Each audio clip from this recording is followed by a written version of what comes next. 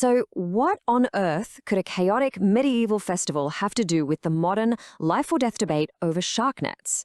I know it sounds like a totally bizarre pairing, but an essay by Dan Weber draws this fascinating and surprisingly powerful line between the two. So, let's dive in and break it down. This is the big question, right? How can a rowdy festival from hundreds of years ago possibly give us a new way to think about a deadly serious modern problem? At first glance, it seems impossible, but the author's answer might just change how you see these kinds of public debates. Okay, so to unlock this connection, we first need to get our heads around a really powerful idea from a literary critic named Mikhail Bakhtin. He had this concept called the Carnivalesque, and it's all about what happens when, just for a little while, the entire world gets flipped completely upside down. So what does that actually mean? Carnivalesque inversion? Well, think of it like a huge, society-wide comedy roast. For a brief moment, all the normal rules just disappear. The jester gets to make fun of the king, sacred rituals get parodied, and the whole social pyramid is turned on its head. It's a taste of this liberating chaos before everything snaps right back to normal. And this ritual, it has a pretty predictable 3-act structure. First up, you've got the crowning. Some random person is made king for a day. That kicks off the liberation, a total free-for-all, where all authority is fair game for mockery. But the final step, the decrowning, is probably the most important part. The fake king is removed, and the old order comes back. It's really just a safety valve, not an actual revolution. All right, so we've got this framework of the world turned upside down. Now let's get to the really interesting part and see how the author takes this medieval concept and slaps it right onto the modern heated conflict over sharks. The author's whole argument is that the shark debate creates these two competing power structures that are in a constant tug of war. On the left, you've got the official hierarchy, the established order where human life is put first. But on the right, you get the complete inversion of that. Humanity becomes the monster, and the shark is recast as the innocent victim. It's a perfect Carnivalesque flip. And this isn't just some abstract theory. The author points to the actual language people use in the debate, like you see in this quote. He argues that this super emotional framing, this idea that mankind is the real monster, is a perfect example of this role reversal happening in real time. But this is where the author draws a really critical line.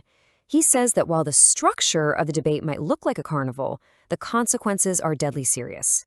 A carnival is all fun and games, nobody actually gets hurt. In the shark debate, the stakes are real human lives. And that reality, he says, completely shatters the joyful part of the Carnivalesque. This brings us to the author's critique of the evidence itself. He argues that this upside-down worldview doesn't just change opinions. He thinks it can actually distort how scientific data is presented and understood by everybody. To make his case, the author points to a very specific example. He cites a public hearing where a 2024 study by a researcher named Huveniers was supposedly used to claim that shark nets are just ineffective. But, the author argues, this was a major misrepresentation of what that study actually found. You see, the study found no statistical difference between netted and non-netted beaches. But it didn't just stop there. The authors themselves offered 5 potential explanations for that result. The real takeaway wasn't simply nets don't work. The reality was, as it usually is, way more complicated.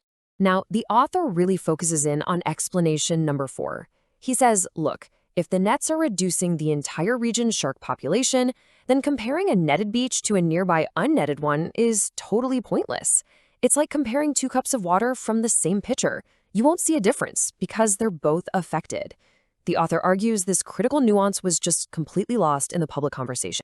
And then, the author highlights this absolutely stunning piece of data. And get this, it was mentioned in the very same paper being debated. A previous study found that after nets were brought into New South Wales, shark bites in that region dropped by about 90%. He presents this as some seriously powerful historical evidence for the net's effectiveness. He uses this government data to help us visualize that regional impact. You can see it right here. The bars for the netted regions between Newcastle and Wollongong, they're significantly smaller. The author's conclusion is pretty simple. The nets catch fewer sharks there because, over time, there are just fewer sharks left to be caught. So, all of this evidence, it leads to the author's final thesis, his big takeaway on what's really driving this entire debate. And it might not be the data at all. He suggests that underneath all the scientific arguments, there's this powerful emotional undercurrent. He describes it as an anti-human sentiment, where fatal shark attacks are sometimes framed almost poetically, as if it's nature fighting back against us. And to back this up, the author actually cites real social media comments that were posted after fatal shark attacks. They really do illustrate the perspective he's describing, this idea of a vengeful nature taking back control from humanity. And so that brings us to the author's final conclusion.